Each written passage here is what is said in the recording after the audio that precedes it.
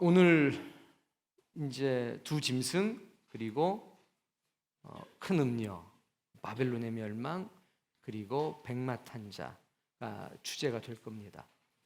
근데 너무나 강력한 요청이 있어서 좀 몇 가지를 앞에서 하고 지나가려고 합니다. 이게 중요한 거기는 해요. 계시록 2장과 3장에 나오는 7교회의 형편이 어땠는지를 꼭 해달라. 나는 들어서 알고 있지만 이거 못 들은 사람도 많으니까 그걸 꼭 해줬으면 좋겠다 해서 꼭 해드리도록 하겠습니다.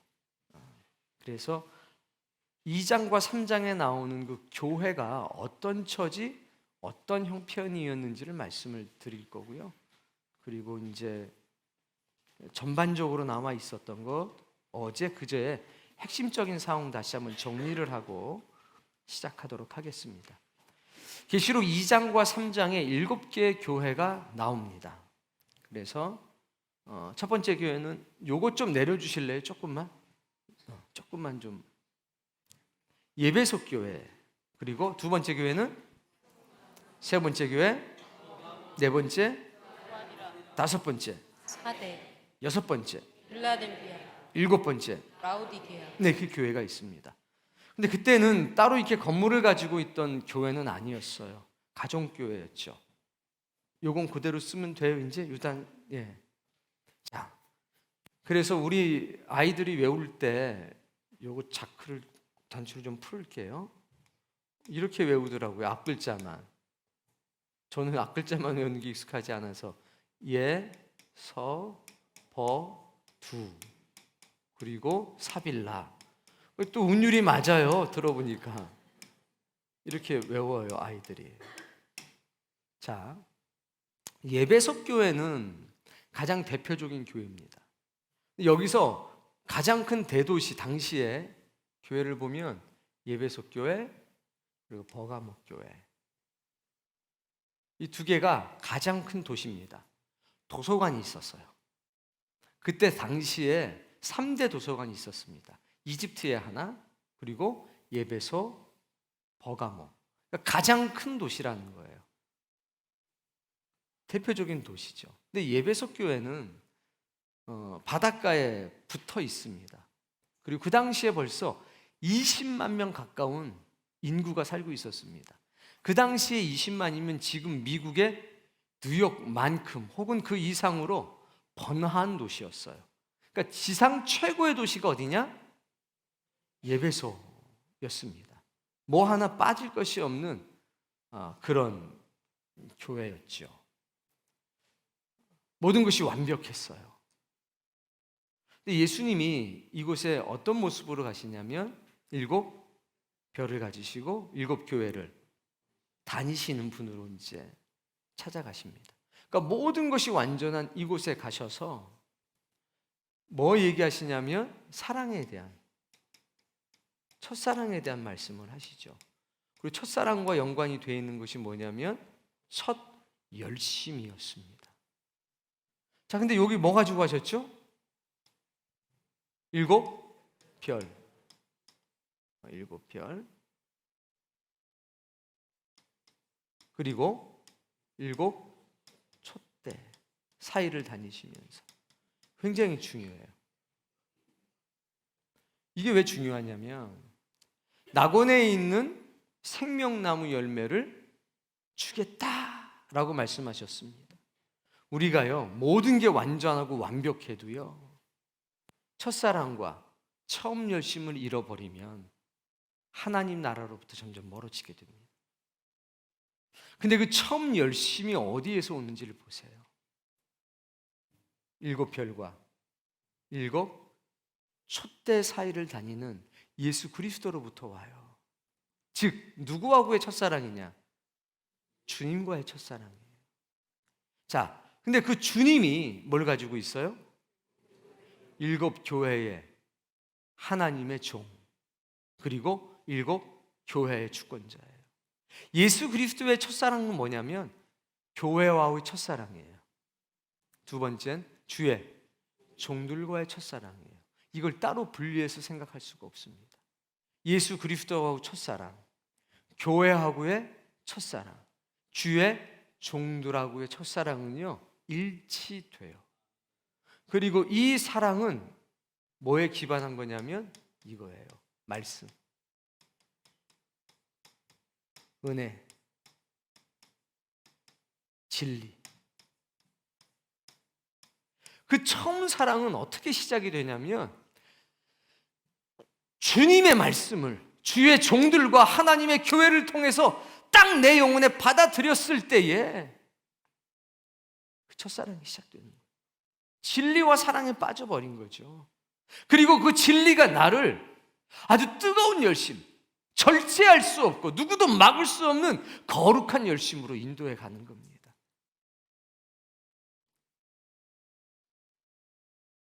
그게 필요하다는 거죠. 오늘 여러분도 보세요. 너무 잘 살고 너무 똑똑하고 하나님 말씀 이제 어떻게 해야 되는지 다 체계화 돼 있고 거짓 선지자 나타나면 딱 분별해가지고 이렇게 처리하고 게을르지 하지 않고 견디고 수고하고 행위 완전하고 다. 그런데 하나님은 누구도 모르는데 하나님은 아셔요. 너의 처음 사랑, 네가 진리를 처음 만났을 때, 예수 그리스도와 진리를 통해서 깊은 사랑에 빠졌을 때 그 첫사랑과 그 뜨거운 열심, 그거 되찾아라, 이렇게 말씀하시는 겁니다. 두 번째는요, 서문화 교회. 자, 서문화 교회는 한번 읽어보도록 하겠습니다. 자, 서문화 교회. 예수님의 모습, 처음이요 마지막이요 죽었다가 살아나시는. 책망이 없어요. 서문화 교회는 책망이 없습니다. 칭찬이 바로 시작돼요. 뭐라고 그러죠?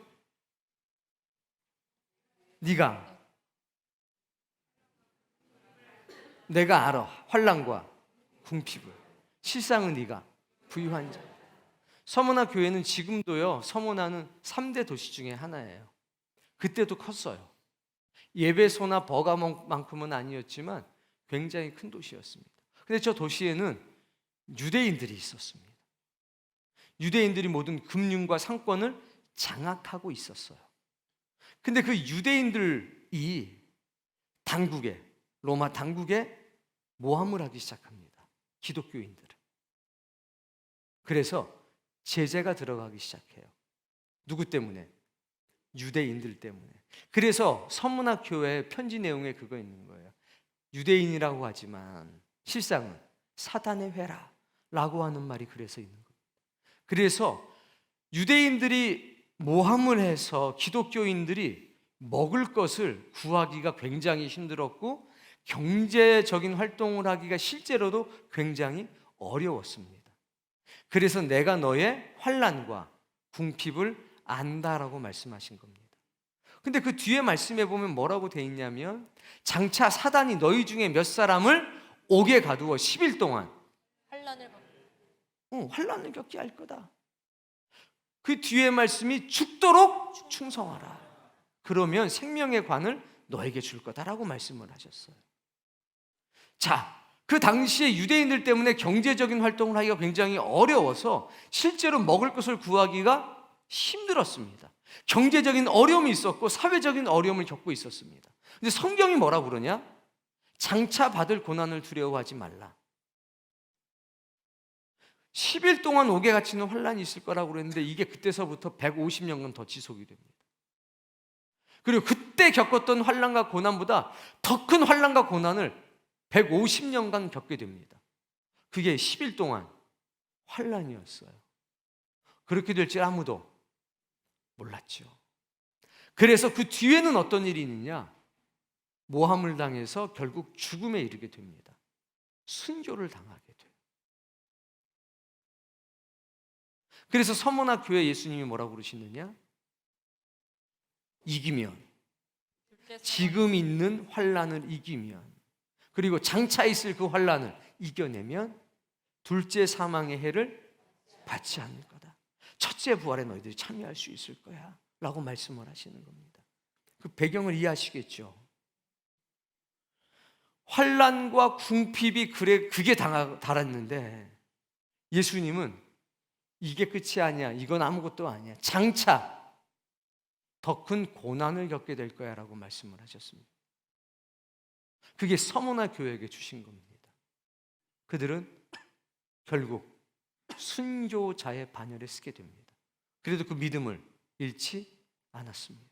그때 이 빌라델피아 교회 성도들이 서머나 교회 성도들이 순교 당할 때 10명이 갑니다.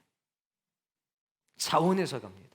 그리고 순교의 자리에 이 10명도 같이 죽겠다고 자원을 합니다. 우리도 저들과 똑같은 믿음을 가진 사람이니까 저 사람들을 죽인다면 우리도 죽이십시오 해서 서머나 교회의 아픔과 고통에 빌라델피아 교회가 참여를 합니다. 10명의 순교자가 같이 죽어요. 그날 그 환란일 때에. 그게 빌라델피아 교회입니다. 빌라델피아라고 하는 말의 뜻 자체가 형제를 사랑하는 교회라는 뜻이거든요. 형제를 사랑하는 것, 그게 빌라델피아예요. 서문화는 그런 환경 중에 있었습니다. 그리고 성경을 보면 성경이 너무 정확하게 기록되어 있어요. 자칭 유대인이라고 하지만 실상은 사단의 회라. 그게 1년, 2년이 아니에요. 10년, 20년이 아니에요. 150년간. 150년이라고 하는 긴 세월 동안 지속적으로 모함하고 음해를 합니다. 서문학교회는 그걸요 견디고 그 어려움이 이 정도면 끝날래나 하면 더 큰 어려움이 오고, 이 정도면 끝날래나 더 큰 어려움이 오고, 몇 년 동안? 150년 동안. 누구 때문에? 유대인들 때문에. 그걸 겪었던 교회가 어느 교회? 서문학교회. 종당에는 순교자의 반열에 쓰게 되는 교회. 그래서 말씀하시는 겁니다. 둘째 사망의 해는 받지 않을 거야. 세 번째 교회는요, 버가모입니다. 버가모는 너무 살기 좋은 도시예요. 산 꼭대기에 그 도시가 있고요, 만신이 다 있습니다. 거기에 만신이 다 있습니다. 그 밑에 산 아래는 뭐가 있다고 그랬어요?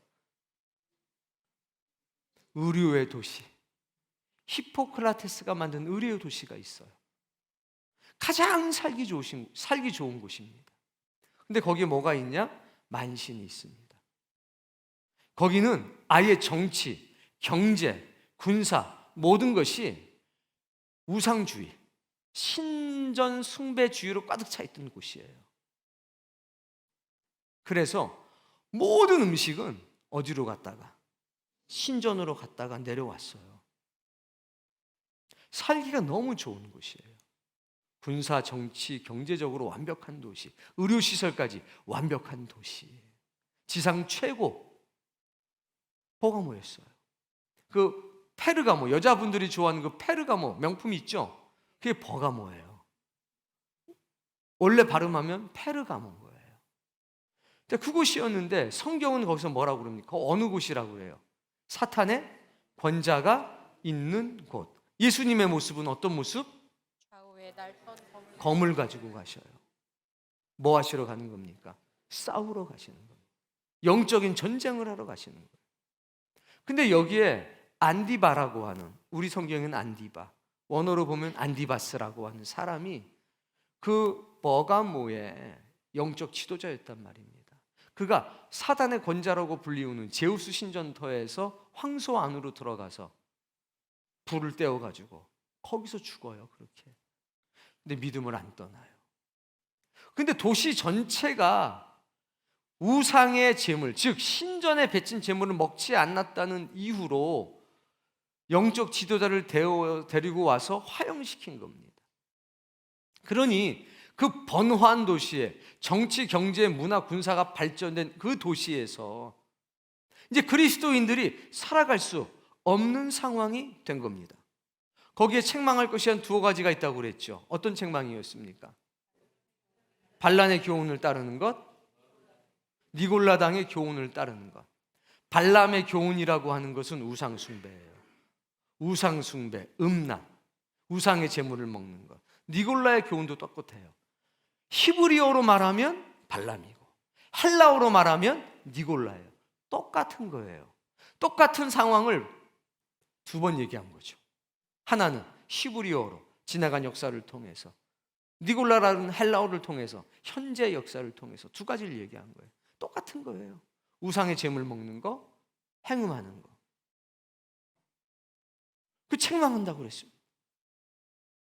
경제적으로 발달됐기 때문에 여기서는 그 나라 자체가, 그 도시국가 자체가 완벽하게 우상 숭배주의예요. 모든 면에. 그러니까 우상의 제물, 제우스를 비롯한 모든 신전에 제물을 바치지 않고 먹을 수 있는 게 아무것도 없는 겁니다. 시민으로서 가장 큰 게 뭐냐면 신전에 가서 제사 드리는 게 첫 번째예요. 그게 시민으로서, 자유인으로서 첫 번째 권리이자 의무예요. 그걸 하지 못하면 모든 게 다 박탈되는 겁니다. 사회적인 활동을 할 수가 없습니다. 그런데 안디바가 죽는 것을 보면서도 지켜낸 사람들이 있다고요. 여러분, 행음이라고 하는 게 성경은 뭐라고 얘기합니까? 세상과 짝하는 거라고 하잖아요. 시민권을 박탈당하고 시민으로서의 모든 권리가 박탈된다면 누구도 만나서 함께 밥을 먹을 수가 없는 거예요. 왜? 말씀드렸잖아요. 다른 도시도 마찬가지지만 특별히 이 도시는 식사하게 되면 어떻게 해요? 자기가 제물을 바친 그 신의 이름으로 기도를 해요. 축복을 해요. 제우스 신을 위하여 그가 우리에게 이런 축복을 주고 저런 축복을 주고 그가 우리에게 이런 것들을 베푸셨으니 이것을 먹고 저기 하면은 우리는 제우스 신을 위해 살 것이고 제우스는 우리 사업을 뭐를 지켜주실 것이다. 쫙 치얼스. 그럼 전부 다 치얼스. 그렇게 될 것이다. 우리로 치면 아멘. 그리고 먹었단 말이에요. 먹을 수 있어요, 없어요? 여러분 먹을 거예요, 안 먹을 거예요? 뭐 먹고 살 거예요? 그게 버가모란 말이에요. 너무 살기 좋은데 영적으로는 시달리는 거예요. 거길 떠나는 길밖에 다른 길이 없을 정도였어요. 그게 버가모 상황이었단 말이에요. 이해가 되세요? 버가모는 꼭 가보시면 좋겠어요. 가보면 어마어마해요. 오죽하면 사탄의 권자가 있는 곳 이렇게 얘기했겠습니까? 그 사탄의 권자가 뭐라고요? 제우스 신전. 그걸 여기서는 사탄의 권자라고 말을 한 겁니다. 네 번째 도시는, 교회는 두아디라. 상업의 도시라고 그랬죠? 어제 잠깐 말씀드렸던 것 같아요. 여기는 상업이 굉장히 발달되어 있고 그 빌립보 교회 바울을 영접했던 신자가 누굽니까? 빌립보에서 바울을 영접했던 여자 집사님이 있잖아요. 루디아라고 하는. 루디아의 고향이 두아디라입니다. 여기는 염료가 발달되어 있어요. 그래서 염색이 좋아요. 자주 옷감 장사라고 했잖아요. 그 자주 옷감은 여기서 개발한 거예요. 이 도시에서. 돈 벌려고 어디까지 갔냐? 빌립보까지 간 거죠. 크게 성공했어요. 여기는 상인 조직들이 끼리끼리 다 돼 있어서 상인 조직을 통하지 않으면 장사를 할 수가 없었어요. 자, 어떤 일이 있다고 그랬죠? 여기도 이세벨이 있어요. 여자 사제예요. 우상 숭배하는 사제. 길드라고 하는 그 상인 조직들이 그 우상 숭배하는 신전에 다 모여요. 그래서 음란한 모든 것을 다 먹습니다. 그리고 5일에서 7일간 사제들하고 성적인 관계를 맺습니다. 거기서 물건을 다 거래해요. 1년에 두세 차례씩 모여서 네 물건 이렇게 해서 저기다 갖다 주고 그거를 어디서 하냐? 신전에서 다 해요. 그러니까 신전의 그 행위에 참여하지를 못하면 내가 아무리 기술이 좋아도 물건을 하나도 팔 수가 없습니다. 그게 두아디라에서 믿음의 삶을 사는 사람들이 가장 큰 문제였어요. 너희 중에 이세벨의 교훈을 따르는 자가 있다라고 돼 있잖아요. 이세벨이라고 하는 여사제가 교회까지 영향력을 미치기 시작하는 거예요. 여기도 지금 뭐가 문제입니까? 먹고 사는 것, 이꼬르, 음란, 우상의 제물, 이게 다 연결이 된 거예요. 기억하셔야 돼요. 지금하고는 상황이 달라요. 우상의 제물, 행음, 먹고 사는 문제가 다 연결됐어요. 그렇게 직접 돼 있던 데가 예배소도 한번 됐었고요. 칼라, 버가모도 그렇고요. 또 두아티라도 그래요. 세 군데가 그런 상황이었어요. 이해되시죠? 다섯 번째는요. 사대교회. 사대. 어려운 건 서머나도 마찬가지였죠. 서머나도 다 오죽하면 네 환난과 너의 궁핍을 아는데 라고 말씀하셨겠어요. 사대는요, 마이다스의 손 혹은 미다스의 손이라고 들어보셨습니까? 그 왕이 살던 곳이 사대 지역입니다. 최초로 금화, 동전을 만들었던 곳이 사대입니다. 사금이 굉장히 많이 났던 곳이에요. 그래서 금융이 발달을 했습니다. 자, 이 도시에 예수님이 어떤 모습으로 가십니까? 일곱 영과 일곱 별과 영과 일곱 영을 가지신 분으로 가요. 여기엔 뭐가 문제였냐면 옷을 더럽혔어요. 살았다 하는 이름만 가졌지 실상은. 희한하게 지금 요 사대에 가보면요, 아데미 신전터가 있어요. 이게 뭐냐면 기둥이에요. 아데미 신전, 네, 이런 기둥이 있어요. 우리가 쓰면 어떻게 되냐면 요만해요. 기둥이 이래요. 같이 갔던 분들 손 한번 들어봅시다. 어마어마했죠? 어떤 여자 집사님 요거 하나 놓고서 사진 찍었어요. 뭐 어마어마해요. 이게 이런 게 쫙 있어요. 그런데 희한하게 그러려고 그랬던지 요렇게 어마어마한데 요 기둥이에요. 교회가 하나 남아 있었어요.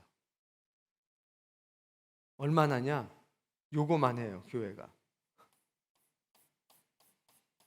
기둥에 돌 하나만 해요. 그게 딱 붙어 있어요, 옆에.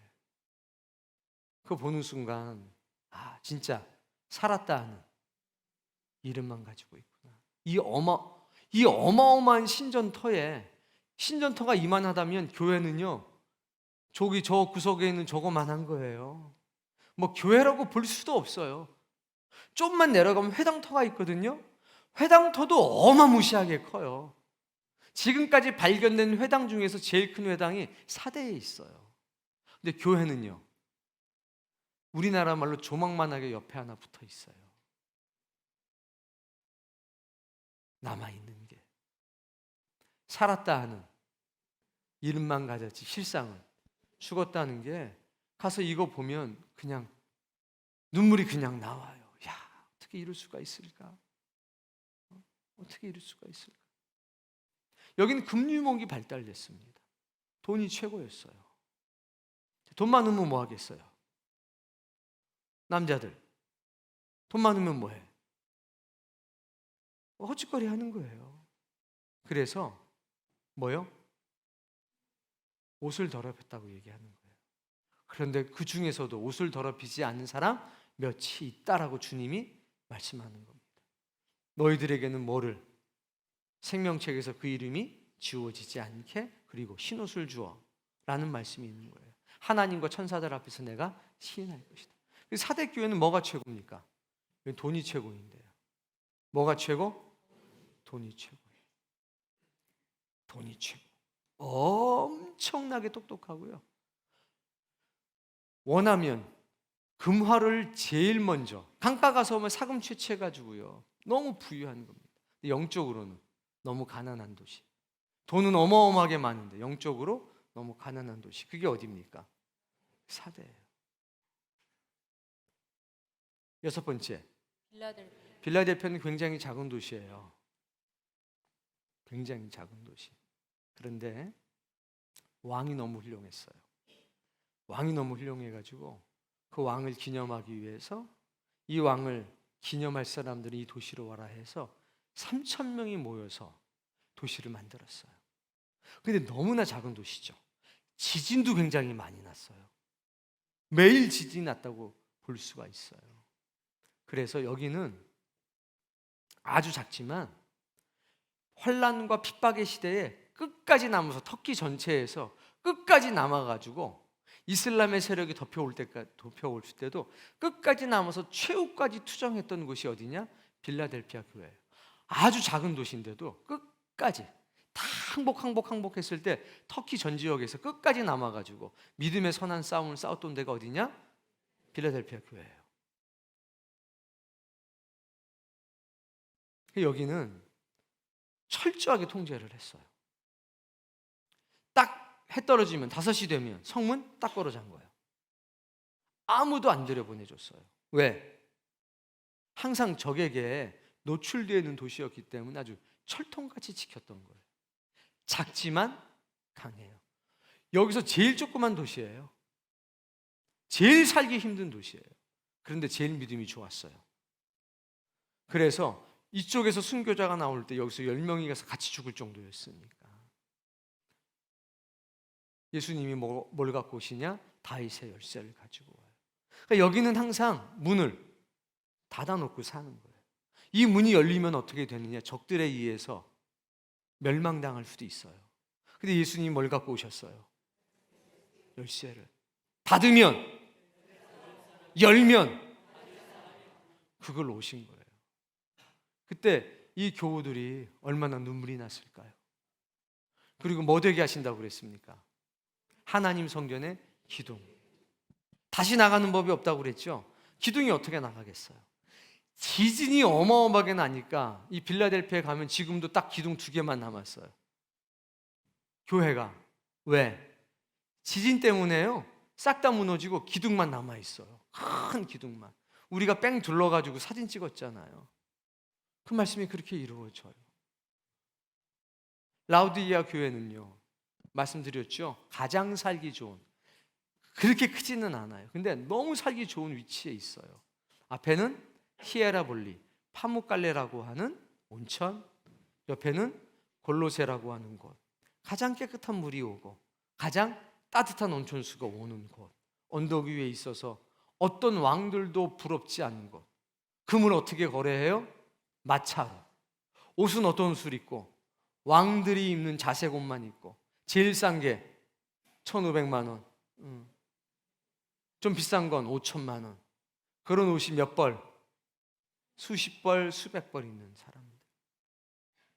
그리고 여기는 안약이 유명해요. 여기 안약 바르면 다 난다고 하는 거예요. 주 수입원이 안약이에요. 살기 너무 좋은 거. 이게 어디요? 라우디게아 교회. 너무 똑똑하고 너무 돈 많고 뭐가 없다? 열심이 없다. 하나님을 배우려고 하는 그 지식이 없던 교회. 거기 예수님이 어떤 모양으로 가요? 아멘이시오. 충성된 참된 증인으로. 그리고 하나님의 창조의 근본. 하나님이 창조할 때 내가 수발 다 들었어. 내가 그거의 증인이야. 이런 모습으로 가는 거잖아요. 근데 뭐라고 그래요? 하늘의 보좌를 주겠다고 얘기하죠. 그게 요 7교회의 시대적인 환경입니다. 이제 그걸 알고 성경을 보게 되면 성경의 말씀이 정말 은혜되죠. 그렇게 되기를 바랍니다. 자, 그래서 7교회 대략적인 그 말씀을 드렸고, 이제 옆에서 이제 오늘 진도를 나가도록 할게요. 자, 교재를 보시면 맨 앞 페이지 2페이지에 정리를 해보고 할게요. 1장이 어떻게 시작되냐? 될 일이라고요. 이는 예수 그리스도의 계시라. 이는 반드시 속히 될 일을 그 종들에게 보이시려고 라고 돼 있으니까 될 일이에요. 자, 될 일인데 될 일의 최종적인 종착역을 봤더니 뭐였습니까? 한마디로 말하면 천국이었어요. 구체적으로 말하면 천년왕국, 그리고 새하늘과 새 땅, 그리고 생명수의 강, 이런 게 있었죠. 근데 이제 과정 중에 될 일의 종착역은 하나님 나라 천국이었고, 생명수의 강이 흐르는 새하늘과 새 땅, 생명수의 강이 흐르고 있는 천년왕국. 그러니까 이제 우리는 요한계시록 1장부터 시작된 그 종착역이 뭐냐? 하나님의 나라, 생명수의 강이 흐르고 생명나무가 있는 하나님의 나라라는 것을 확실하게 하는 겁니다. 그러니까 요한계시록은 지금부터 우리가 하나님 나라에 이르는 과정을 보여주는 겁니다. 너무 중요하다고 말씀드렸죠. 밝히 알아야 될 이유가 있다는 겁니다. 근데 과정 중에 등장한 게 뭐냐면 일곱 교회. 일곱 교회. 그러니까 일곱 교회 이야기하는 것도 결국 무엇 때문입니까? 우리를 하나님의 나라까지 인도해가는 과정이죠. 일곱 교회 얘기가 있고 그 다음에는 두루마리.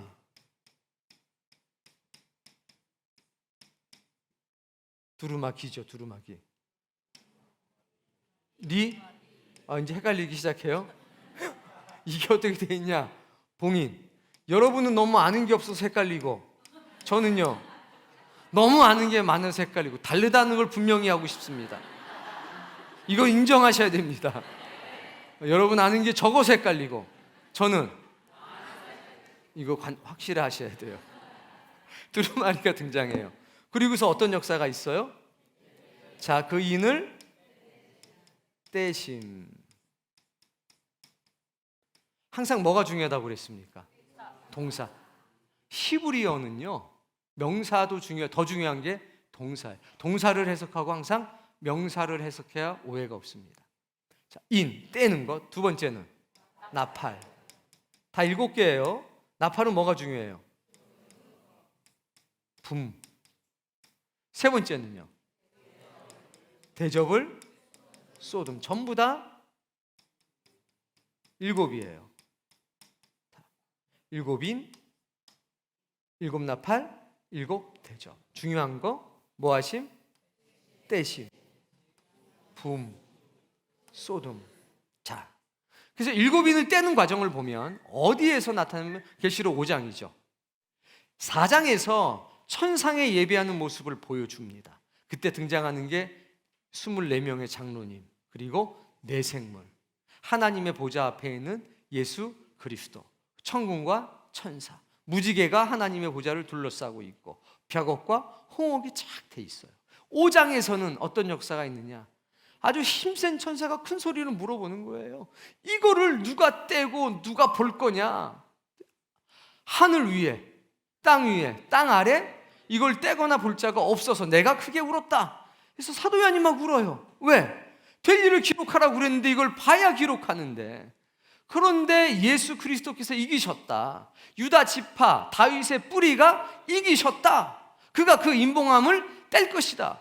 6장 1절에 봤더니 어린 양이 뗐잖아요. 그 떼는 역사가 있어요. 그럼 지금 어디서 떼는 겁니까? 하늘에서 떼는 거예요. 어디서? 하늘의 보좌에서 떼는 거예요. 떼니까 옆에 있던 네 생물 중에 하나가, 첫 번째 생물이 이리로 와라 하고 말을 하잖아요. 떼는 거예요. 이제 공개가 되는 거죠. 천상의 존재들도 이때 아는 거예요. 아, 하나님의 구원의 역사가 이렇게 진행되는구나. 이거 아는 거고, 7째 인을 떼고 나니까 이제 하나님 앞에 시위한 7 천사가 있어서 7 나팔을 받았다. 받은 게 중요해요? 아니에요.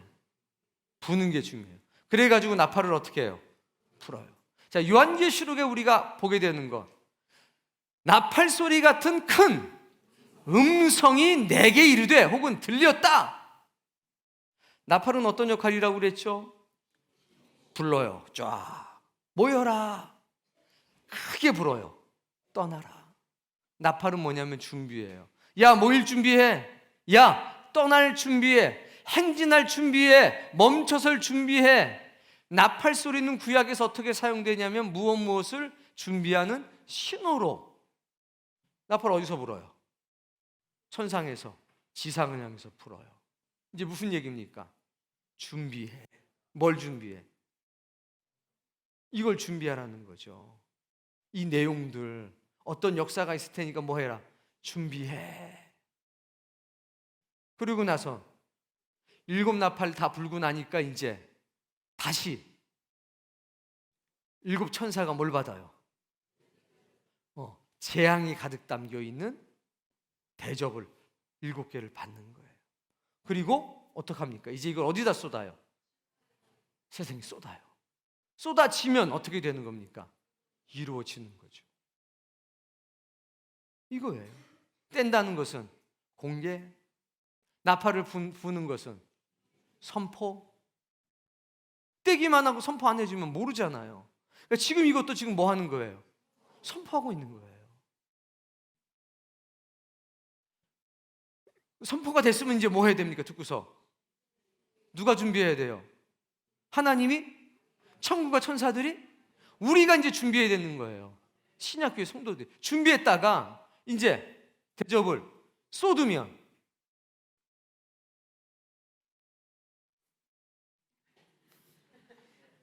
여러분은 무식해서 말이 없고 저는 다 알아서 말이 없고 그렇다는 거예요. 일단 이렇게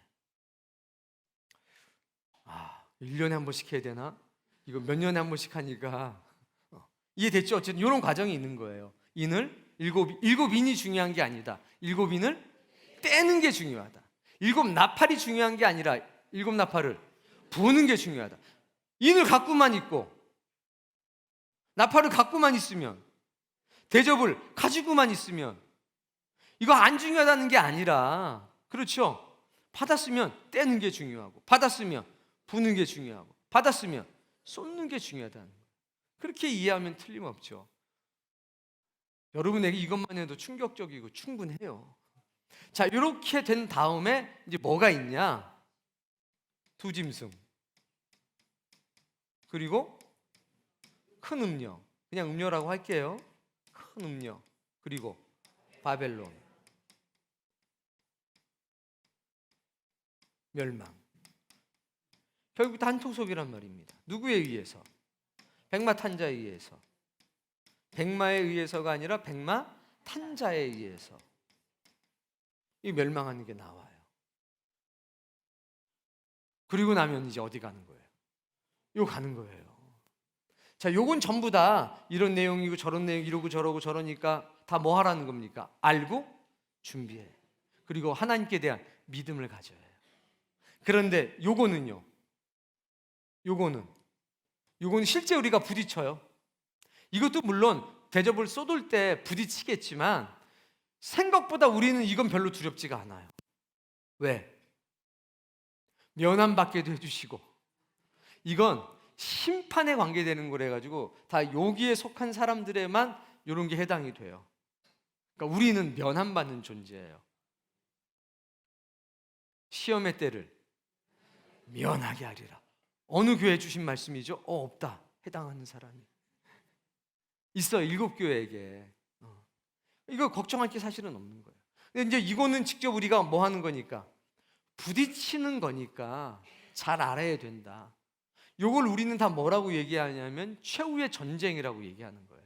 이 최후의 전쟁에서 뭐 해야 되느냐? 승리해야 돼요. 만만치 않습니다. 만만치 않기 때문에 오늘은 이거를 볼 겁니다. 도대체 이게 어떻게 되는 건지.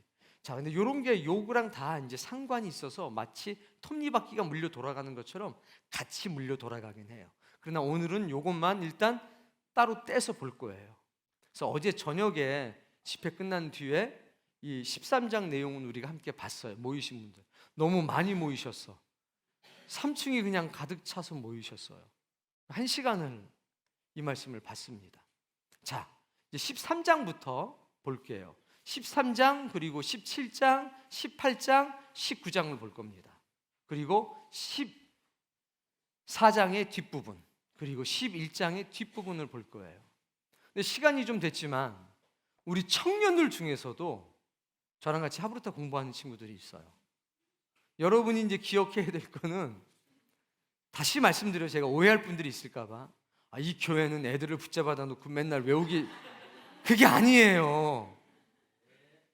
다시 한번 말씀드려 우리 애들이 공부를 잘해요.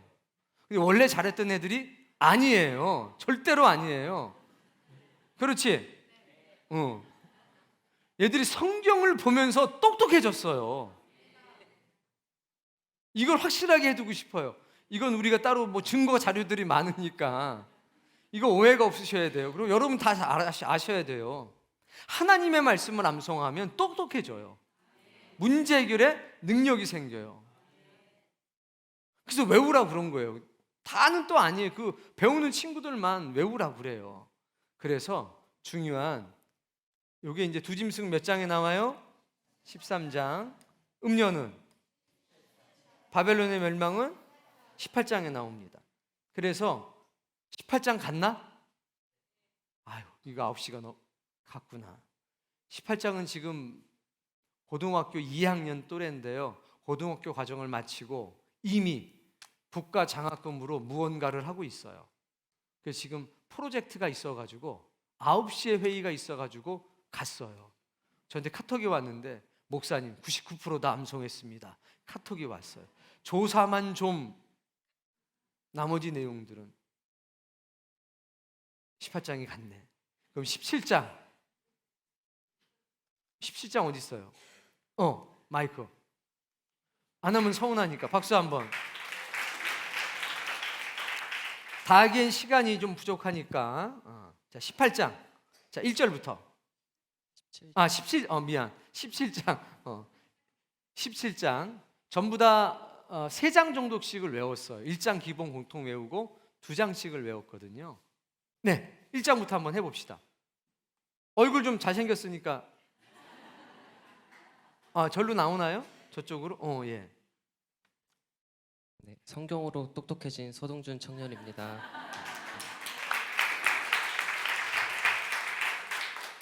17장 1절 또 7대접을 가진 7천사 중 하나가 와서 내게 말하여 이르되 이리로 오라. 마른 물 위에 앉은 큰 음녀가 받을 심판을 내게 보이리라. 땅의 임금들도 그와 더불어 음행하였고 땅에 사는 자들도 3절 곧 성령으로 나를 데리고 강야로 가니라. 내가 보니 여자가 붉은빛 짐승을 탔는데 그 짐승의 몸에 하나님을 5절 그의 이마에 이름이 기록되었으니 비밀이라 큰 바벨론이라 땅의 음녀들과 그의 가증한 것들의 어미라 하더라. 그러니까 그 큰 음녀는 이름이 비밀인데요. 비밀이라고 뒤에다 적어놨어요. 뭐라고? 바벨론이다. 그렇죠. 여러분 신기하죠? 몇 절 하면 막 읽는 게 너무 신기하죠? 그냥 줄줄줄 하는 게 아니라 그렇게 똑똑해질 수밖에 없지 않겠어요? 8절 내가 본 짐승은 전에 있었다가 지금은 없으나 장차 무적행으로부터 나와 멸망으로 들어갈 자니 땅에 사는 자들로서 창세 이후로 그 이름이 기록되지 못한 자들이 이전에 있었다가 지금은 없으나 장차 나올 짐승을 보고 놀랍게 여기더라. 7절 천사가 내게 이르되 왜 놀랍게 여기느냐. 내가 여자와 그 같은 7머리와 10뿔을 가진 짐승의 비밀을 내게 이르노라. 이제 비밀을 알려준다고 하는 거예요. 대단하지 않아요? 박수 한번 쳐주세요. 그냥 처음부터 끝까지 다 외울 수는 있어요. 그런데 몇 절 그러면 다시 따져봐야 돼. 앞에서부터 헷갈리니까 하지 말어. 근데 우리 아이들은 그렇지가 않아요. 다 이거 끊어서 외우는 그 암기법이 있어요. 그리고 성경도 1분에 동준이가 5장 정도 보나?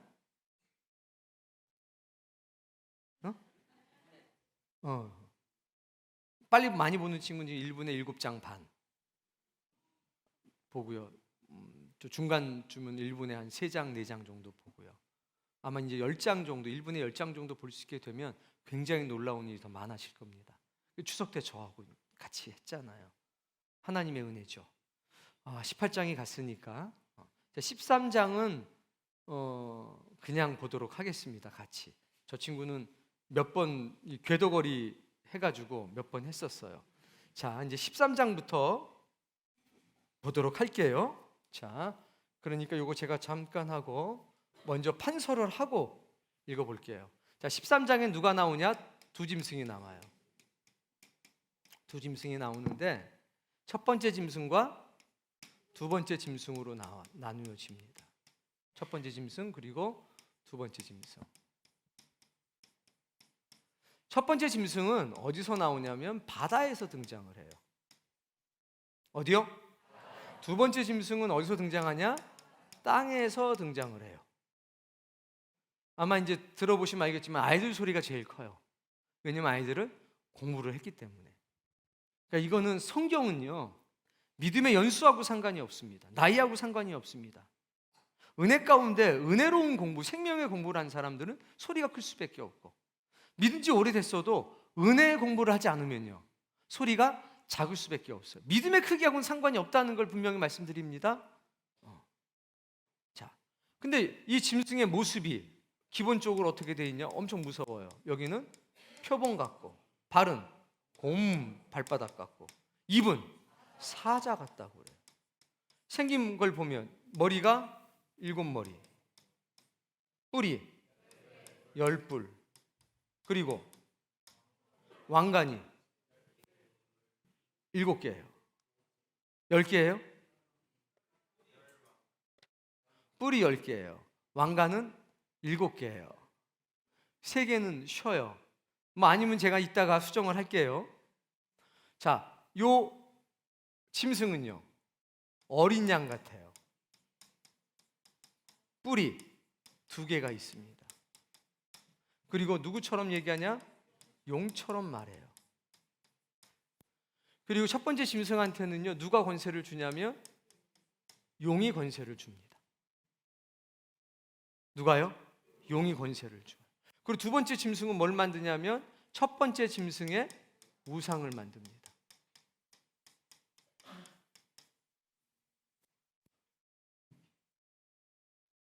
대략 요 정도 보고 시작을 할게요. 1절부터 읽어보세요. 바다에서 한 짐승이 나오는데 뿔이 10이요 머리가 7이라. 10개의 왕관이에요. 자, 이렇게 된 거예요. 자, 2절에 보니까 표범과 비슷하고 발은 곰, 입은 사자. 용이 자기 능력과 보좌와 큰 권세를 그에게 주었다. 용은 뭐예요? 사단. 곧 예 뱀이요 마귀요 사탄이라. 그럼 이 짐승은 누가 조정하는 겁니까?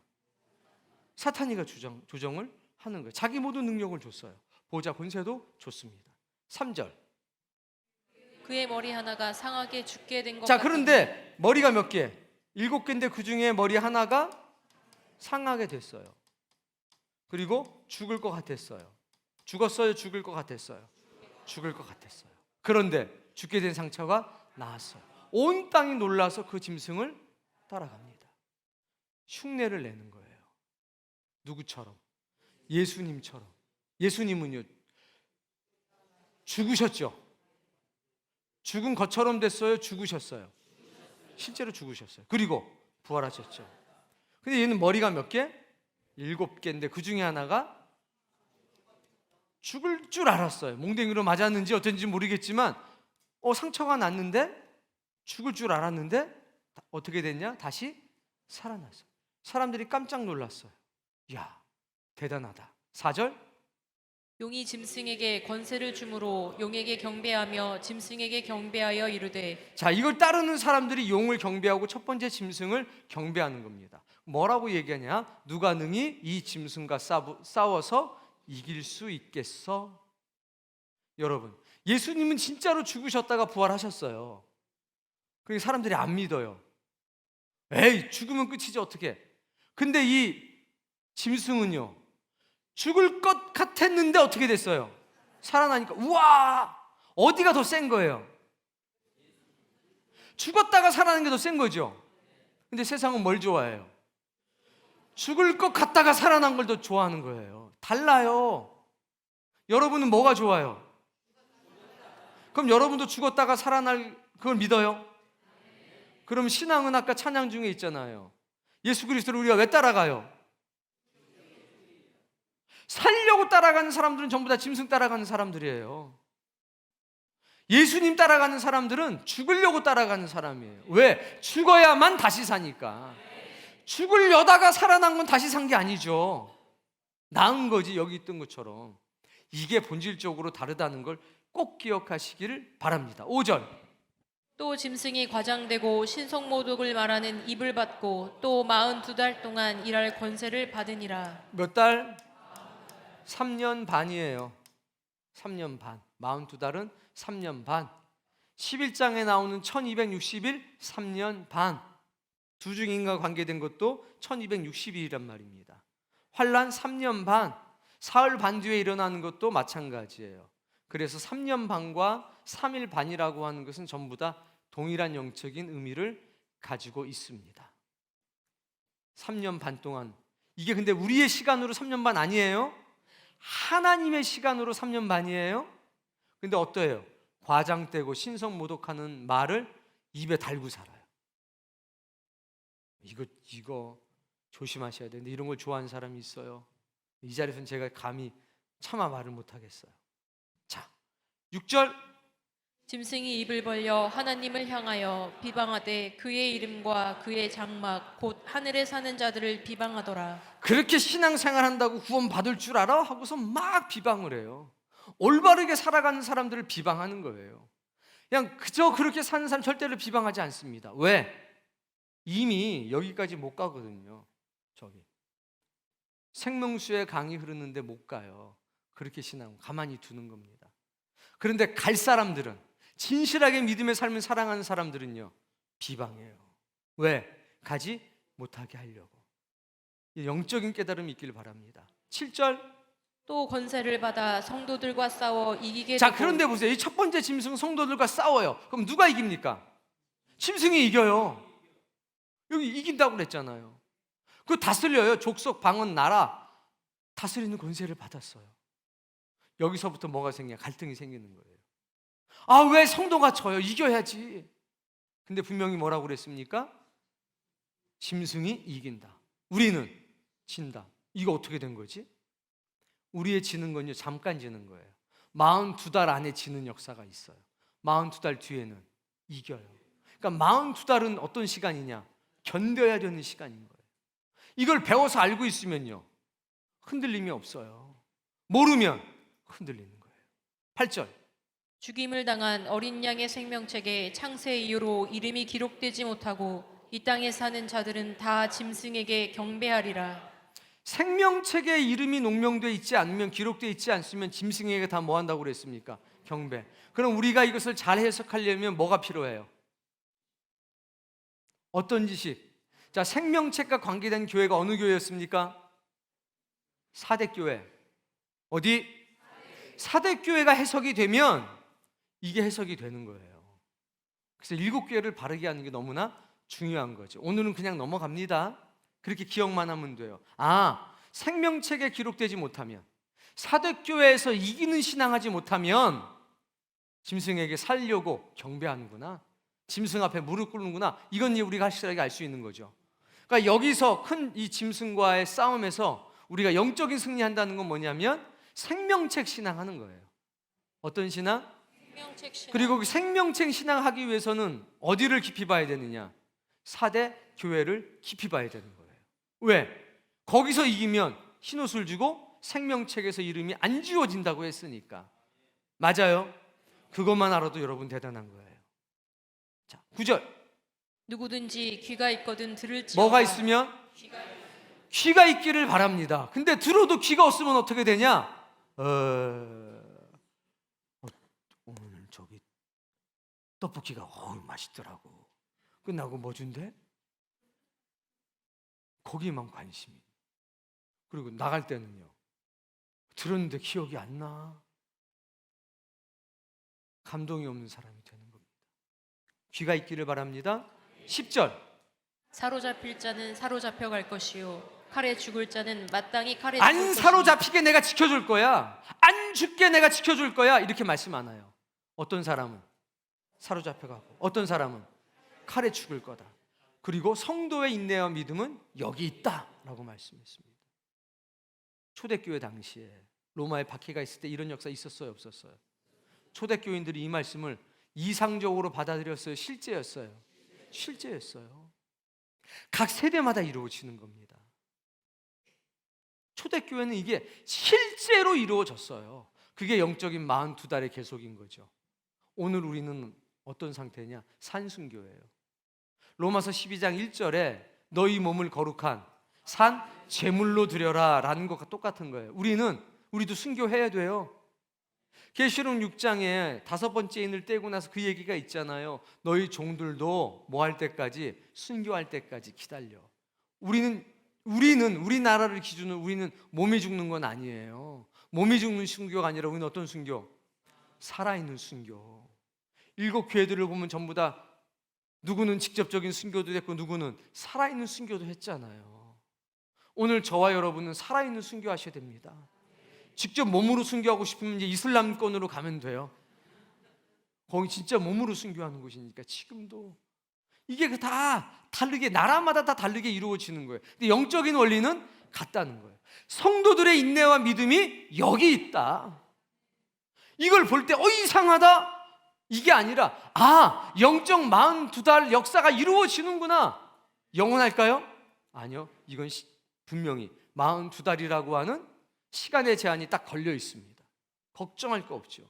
근데 이걸 보고 인내와 믿음의 영적 원리가 있어야 된다는 겁니다. 알지 못하면 감당이 안 돼요. 11절, 내가 보매 또 다른 짐승이 땅에서 올라오니 어린 양같이 두 뿔이 있고 흉내 내는 게 대단해요. 누구처럼 생겼어요? 어린 양은 가장 대표적인 이미지가 뭐예요? 예수 그리스도. 때때로는 우리들, 하나님의 백성도 양으로 비유했잖아요. 그렇죠? 근데 꼭 누구처럼? 그래, 이때 어린 양은 예수 그리스도처럼. 뿔이 몇 개? 어떻게 보여요? 너무 희생적인 주의 종처럼 보이는 거예요. 둘째 짐승은 땅에서 올라오는데 딱 보면 누구처럼? 진실한 주의 종처럼 보여요. 근데 누구처럼 말해요? 뱀이 사라가 아니지, 하와한테 가서 어떻게 얘기했어요? 아주 그냥 귀에 착착 달라붙게 얘기했잖아요.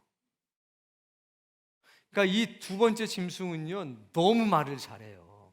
용처럼 말한다는 게, 무섭게 말한다는 게 아니라 아주 사람의 마음을 꼬시는 말을 잘한다는 거예요. 에덴 동산에 찾아왔던 누구처럼? 그 뱀처럼 너무 지혜롭게 말한다는 거예요. 세상의 기준으로는. 첫 번째 짐승은 무서워요. 다 봐요. 표본 곰 사자 무식해요. 하여튼 나 말 안 듣나 죽여버릴 거야, 이거예요 막. 그런데 두 번째 짐승은 그렇지 않아요. 누구처럼? 어린 양처럼 생겼어요. 그리고 용처럼 말해요. 이해하기 쉽게 뱀처럼 말해요.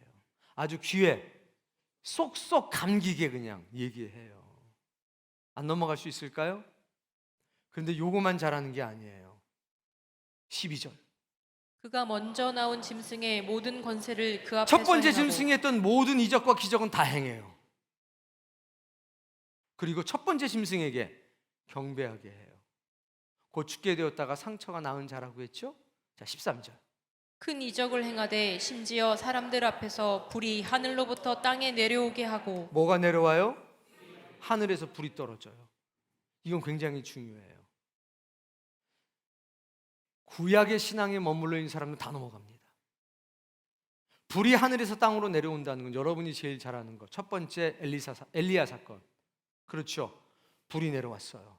다 아는 거. 가인과 아벨이 제사 지낼 때 아벨의 제물에 불이 내려왔어요. 성막을 짓고 첫 번째 제사 드릴 때 그때 제단 위에 불이 쏟아졌었어요. 솔로몬 성전 봉헌식 날 불이 쏟아졌었어요. 구약에서는 실제적으로 불이, 신성한 불이 쏟아졌었어요. 신약에는요, 불 안 쏟아져요. 신약의 시대에는 성령의 불이 심령 속에 쏟아져요. 우리는 그래서 만약에 하늘에서 누가 불을 쏟으면 딱 깨달아야 돼요. 둘째 짐승이구나. 모르는 사람들은 어떻게 될까요? 우와 막 이러고 막 하는 거예요. 살아계신 하나님의 역사다고 가는 거예요. 이 능력 보고 가지 않은 사람이 있을까요? 진리의 은혜가 확실하게 박히지 않은 사람은요, 지금 조는 사람은 다 따라가요. 조심하셔야 돼요. 14절. 짐승 앞에서 받은 바 이적을 행함으로 땅에 거하는 자들을 다 미혹하며 미혹해요. 다. 그리고 우상 만드는 거예요. 15절. 그가 권세를 받아 그 짐승의 우상에게 생기를 자, 이 주어 짐승의 우상한테 뭘 줘요? 생기를 줘요. 두 번째 짐승. 정말 대단하잖아요. 그리고 그 짐승의 우상으로 말도 하게 해요. AI인가? 짐승의 우상에 경배하지 않으면 몇 시든 다 죽어요. 그러니까 첫 번째 짐승의 아바타를 만드는 거예요. 너무 지혜롭고요, 너무 간교해요. 두 번째 짐승은요, 경배하지 않는 자는 몇 시든 다 죽여요. 이게 42달 안에 계속 있는 거죠. 16절. 그가 모든 자 뭘 받게 해요? 표. 부자도 가난한 자도 자유인 종들 오른손이나 이마에 짐승의 표를 받게 한다. 17절 누구든지 이 표를 가진 자 외에는 매매를 못하게 하니 이 표는 곧 짐승의 이름이나 그 이름의 수라. 이게 없으면요. 자 보세요. 표. 한마디로 말하면 매매. 못하죠? 그러면요. 불편해요. 어젯밤에 이 얘기를 잠깐 드렸잖아요. 만약에 신용카드 못 쓰게 하면 예예요. 이거는 분명히 그렇다는 게 아니라 불편을 얘기하기 위해서 말씀드리는 겁니다. 신용카드 못 써. 그러면 어때요? 너희들 교회 다니면 신용카드 못 써. 예를 들어서 이러면 불편하죠? 핸드폰 못 써. 그러면요. 그때 우리 학생들이 없으니까 너무 편리하던데요. 즉 이건 뭐냐면 경제 활동하는데 우리가 살아가면 뭐 불편한 게 있어요. 불편한 거 못 참는 사람 손 들어봐요. 불편한 거 잘 참는 사람 손 들어봐요. 핸드폰 다 반납하고 핸드폰비 다 헌금하시오. 불편한 걸 못 참으면요, 배고픈 걸 못 참으면요, 매스미디어 중독 그거 못 참으면요 넘어갈 확률이 높아요. 이 매매라고 하는 건요 불편 없애고 편리하게 만드는 거거든요. 매매하지 못하면 불편함이 더 세지는 거거든요. 너 교회 다녀? 교회 다니면 기름 안 줘. 우리 기름 못 팔아. 이러면 어떻게 돼요? 얼마나 불편하겠어요. 이것 때문에 죽는 건 아니죠. 그런데 불편해요. 기독교인들 유튜브 보지 마. 그럼 하루 종일 뭐 하실 거예요? 성경 암송하실 거예요? 매매하지 못하게 한다는 거는 불편하게 하는 거예요. 경제적인 불이익, 삶의 불이익을 준다는 거예요. 18절 지혜가 여기 있으니 총명한 자는 그 짐승의 수를 세어보라. 셀 수 있어요. 셀 수 있어요. 셀 수 있어요. 세어보라고 그랬잖아요. 사람의 수라고 그랬죠? 그 수는 666이다. 셀 수 있는 숫자입니다. 자, 17장으로 넘어갈게요. 자, 17장에 누가 나와요 이제? 음녀가 나와요. 글씨 큰 게 좋죠? 네. 음녀. 큰 음녀예요. 근데 여기는 너무 시원하게 시작합니다. 1절 읽어보세요. 또 7 대접을 가진 7 자, 이게 이제 7 대접의 역사가 15장 16장에 나오니까 7 대접을 가진 7 천사 중에 하나가 말하는 거예요. 일로 와. 음녀가 받을, 큰 음녀가 받을 심판을 너에게 보여줄게. 첫 번째 인을 딱 띄었더니 누가 등장했냐? 백마탄자가 등장해서 이김, 즉 승리를 선포하잖아요. 우린 뭐가 중요하니까? 결론이 중요하니까. 이게 그거예요. 야, 일로 와. 음료 보여줄 때 이거 심판 받을 거야. 심판. 뭐 하지 말라는 거예요? 두려워하지 말라는 거예요. 뭐 하지 말라고요? 두려워하지 말라는 거예요. 그 유혹을 이겨내라는 거예요. 결국 뭐 받을 거니까? 심판 받을 거니까. 2절. 땅의 임금들도 그와 더불어 음행하였고 땅에 사는 자들도 그 음행의 포도주에 취하였다 하고. 자, 왕, 임금 똑같아요. 임금이라고 그러는데 왜 왕이라고 쓰지? 왕은 한 글자잖아요. 뭐 했어요? 음행. 자, 음행이라고 하는 단어를 만나면 우리는 뭘 생각해야 돼요? 당연히 우상 숭배예요. 우상 숭배하면 뭐가 좋아요? 음란을 보너스로 받고요. 경제적인 이익이 있어요. 이해되시죠? 경제적인 이익. 음녀 더불어 땅의 임금들이 음행했다고 하는 것은 우상 숭배라고 생각하시면 돼요. 두 번째 음란이에요. 세 번째 경제적인 이익을 얻어요. 이게 딱 여러분의 마음속에 삼박자가 딱 들어와야 돼요. 이해되셨죠? 그래서 음행의 포도주에 취했어요. 3절. 또 성령으로 나를 데리고 광야로 가니라. 자, 그리고 이제 성령으로 어디로 갑니까? 광야로 가요. 광야로 가서 이제 모습이 이제 여기서 디테일해지는 거예요. 자, 본인 읽어보세요. 여자가 붉은빛 짐승을 탔는데. 자, 여자는 뭘 탔어요? 붉은빛 짐승. 붉은빛 짐승. 모양을 봤더니 하나님을 모독하는 이름들이 가득하고 7 머리와 10 뿔이 머리가 있으며. 몇 개? 7 머리, 10 뿔. 그럼 뭐죠 이게? 첫 번째 짐승이에요. 13장에 나올 때는 색깔이 안 나왔어요.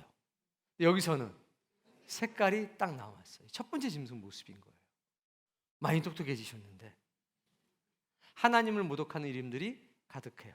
7머리와 10뿔이 있어요. 근데 이걸 누가 탔어요? 큰 음녀가 딱 타요. 그러면 자, 첫 번째 짐승 모양이 어땠습니까? 표범 같고, 발은 곰발바닥 같고, 입은 사자 같아요. 어마무시한 걸 딱 타고 있어요. 그러면 신랑하고 다니면 그래도 힘이 되지. 덩치가 일단 크잖아. 조그만 사람보다 큰 사람하고 다니면 든든하지, 그치? 근데 만약에 더 작은 사람하고 같이 다니면 똑같아요. 그러니까 이 음녀가 일단 무력이 있어 보이는 거예요. 뭐가 있어 보여요? 무력이. 왜? 큰 짐승, 첫 번째 짐승이 무력이 있어 보이잖아요. 딱 타고 가요. 4절. 그 여자는 자줏빛과 붉은빛 옷을 입고 자, 근데 보세요. 어떤 옷을 입어요? 자줏빛 그리고 붉은빛, 붉은 옷. 보세요. 자줏빛 옷은요, 뭘 상징해요? 왕의 옷. 라오디게아 사람들이 전부 다 자줏빛 옷가를 입었다면 비싼 거. 자, 붉은빛 옷은요, 이건요 예수 그리스도를 흉내내는 거예요. 예수 그리스도는 어떤 옷을 입고 있냐면요, 피 뿌린 옷을 입고 있어요. 얘는 뭘 입고 있어요? 그러니까 사탄의 역사는요 비스무리예요. 그러니까 비스무리 좋아하는 거 있어요, 여러분? 조심하셔야 됩니다. 짝퉁 좋아하시면 큰일 나요. 짝퉁은 짝퉁인 거예요, 아무리 비슷해도. 근데 여자는요 일단 자줏빛을 옷 입어서 왕처럼 보여요. 되게 있어 보여요. 동시에 붉은 빛을 입어서 피 묻은 옷하고 멀리서 보면 비스무리해요. 그러니까 비스무리한 거 찾지 마십시오. 자, 다음 금, 보석, 진주로 꾸몄어요. 그러니까 금, 보석, 진주로 막 꾸미고 다니는 사람 좋아하지 마세요. 하나씩만 하셔야지 막 꾸미는 정도까지 되면 안 돼요. 꾸미잖아요, 엄청. 하나 두 개는 괜찮다. 근데 막 손가락마다 다 했다? 금목걸이 한 줄이 아니라 막 2개씩, 3개씩, 5개씩 했다? 혹시 이쪽하고 친한가? 이렇게 의심을 해보셔야 돼요. 손에 금잔을 가졌어요. 얼마나 멋져 보여요. 완전 플렉스한 거죠. 근데 그 안에는 가증한 물건, 음행에 더러운 것들이 가득해요. 이거 좋아요, 안 좋아요? 근데 땅의 임금들은 이거 좋아했단 말이에요. 이거 먹고 같이 취한 겁니다. 이건 사람들이 너무나 좋아하는 거예요. 5절. 그의 이마에 이름이 기록되었으니 비밀 바벨론, 땅의 음녀들과 가증한 것들의 어미. 그래서 우리는 이 음녀를 뭐라고 부르냐면 바벨론이라고 불러요. 비밀인데 뭐라고 돼 있어요? 바벨론. 그래서 18장에 바벨론의 멸망은 이 음녀의 멸망과 같고, 가증한 것들의 어미라고 했고 모든 음녀들의 어미라고 했기 때문에 모든 음녀와 가증한 것들이 멸망당하는 모습이 18장입니다. 17장에서는 이 멸망이 대략적으로 설명되어 있어요. 18장은요 디테일하게 설명이 되어 있어요. 그리고 파급 효과까지 쫙 기록이 되어 있습니다. 완전히 거기 속한 게 다 망하는 겁니다. 그리고 19장에서는 그 종말의 디테일이 더해져요. 백마탄자의 싸움을 통해서 어떻게 무너지는지를 너무 자세하게 설명해 주고 있어요. 6절. 또 내가 보매 이 여자가 성도들의 피와 예수의 증인들의 피에 자, 취한지라. 첫 번째 짐승이 싸워서 이겼죠, 성도들하고. 두 번째 짐승은 경배하지 않으면 며칠은 죽였죠. 그리고 매매하지 못하게 했죠. 이걸로 괴롭혔죠. 불편하게 했었죠. 이게 성도들의 피와 예수의 증인들의 피에 취한 거예요. 누가? 이 음녀가. 그러니까 첫 번째 짐승, 두 번째 짐승들이 성도들과 싸워서 이기고 희생을 만들어내고 막 했을 때 뒤에서 이 여자는 어떻게 한 거예요? 박수치고 좋아하고 그 덕을 다 본 거죠. 이해돼요? 내가 그 여자를 보고 놀랍게 여기고 크게 놀랍게 여기니. 7절. 천사가 이르되 왜 놀랍게 여기느냐? 내가 여자와 그가 탄 7머리와 10뿔 가진 짐승의 비밀을 내게 이르리라. 너무 놀란 거예요.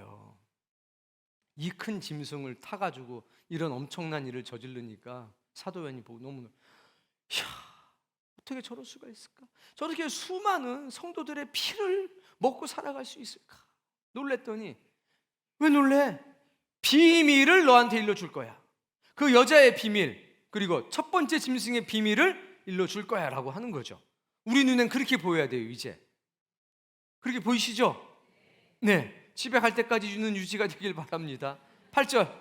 내가 본 짐승은 전에 있었다가 지금은 없으나 전에 있었다가 지금은 없다.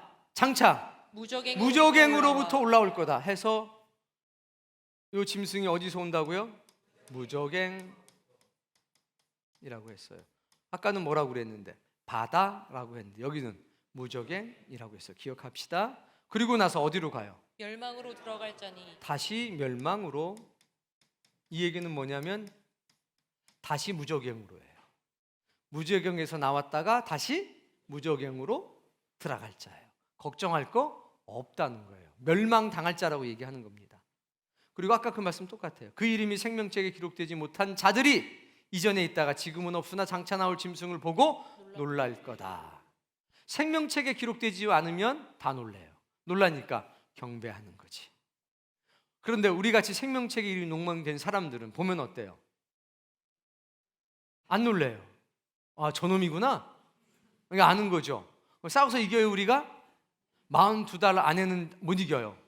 그러니까 그 뒤에 싸우셔야 돼. 싸우려면 몇 달 뒤에, 몇 년 뒤에. 그럼 그동안은 어떻게 해요? 도망 다녀요? 인내, 믿음. 성도의 인내와 성도의 믿음이 여기 있다. 그거 기억하셔야 돼요. 자, 9절. 지혜 있는 뜻이 여기 있으니 그 일곱 머리는 여자가 앉은 일곱 머리가 산이요. 일곱이라고 그랬는데 그것은 여자가 안고 있는 일곱 산이야 라고 말씀하셨고요. 10절. 또 일곱 왕이라 다섯은 망하였고 자, 산이라고 그랬는데 이걸 뭐라고 그랬어요? 왕이라고 그랬어요. 다시 왕. 다섯은 망했고 하나는 있고 다른 하나는 아직 이르지 않았다. 그러니까 일곱 왕이 있는데 이때를 기준으로 다섯은 망했고 하나는 있고 하나는 아직 안 왔어. 그래서 이건 두 가지 해석이 가능해요. 역사적인 해석 그리고 영적인 해석. 잠시 동안은 머무를 거다. 일곱 번째는 이 얘기죠? 그럼 잠깐 있다가 어떻게 된다는 거예요? 같이 이제 무적행 들어간다는 얘기예요. 11절. 전에 있었다가 지금 없어진 짐승은 여덟째 왕이니 전에 있다가 지금 없어진 짐승이 또 있어요. 몇 번째 왕? 첫 번째 짐승은 동시에 여덟 번째 왕이에요. 근데 동시에 또 일곱 중에 속한 자예요. 그가 멸망으로 들어가리라. 아, 이 큰 짐승은 그 일곱 중에 하나면서 동시에 또 여덟 번째 왕이기도 하구나. 그러니까 이제 공통되는 게 있잖아요. 그럼 찾을 수 있어요, 없어요? 있어요. 반드시 일곱 중에 하나여야 해요. 그러면서 큰 짐승이어야 해요.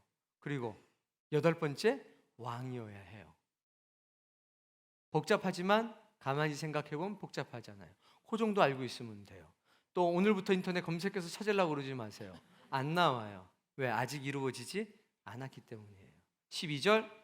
내가 보던 열 뿔은 열 왕이니 아직 나라를 얻지 못하였으나 다만 짐승과 더불어 임금처럼 한동안 권세를 받으리라. 열 뿔은 열 왕인데 아직 나라를 얻지 못했어요.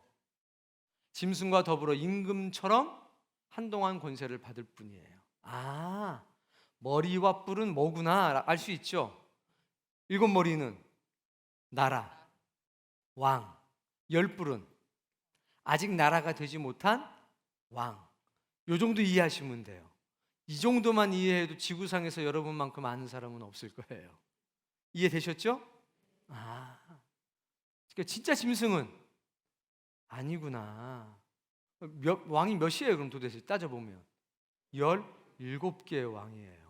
오, 계산 잘하죠? 근데 17인데 하나는 여덟 번째까지 겸하고 있으니까 17이면서 동시에 18인 거죠. 13절. 그들이 한 뜻을 가지고 자기의 능력과 권세를 근데 짐승에게 그 주더라. 모든 사람들이 몰빵한다는 거예요. 누구한테? 그 짐승한테. 모든 걸 위임해서 대장 삼았다는 거죠. 14절. 그들이 어린 양과 더불어 누구랑 싸워요? 예수 그리스도랑 싸운다는 거예요. 근데 만왕의 왕이 그들을 이기실 터이요 또 그와 함께 있는 자들 부르심을 받고 택하심을 받은 진실한 자들도 이길 거다. 여러분 이기는 겁니다. 이기는 걸로 돼 있어요. 누구랑 함께 싸워야 돼요? 어린 양과 함께 싸워야 돼요. 부르심을 받고 택하심을 받고 진실한 사람. 이 세 가지에 다 해당되길 바라요. 부르심을 받았는데 간사해. 택하심을 받았는데 겁쟁이야. 때때로 달라. 그럼 해당이 안 되는 거예요. 여러분 부르심 받고 또 택하심 받고 얼굴 봐 옆에 사람 진실한가? 아니면 때때로 진실한가? 그 사람들 반드시 이깁니다. 그 영광이 있길 바라요. 다음 말씀.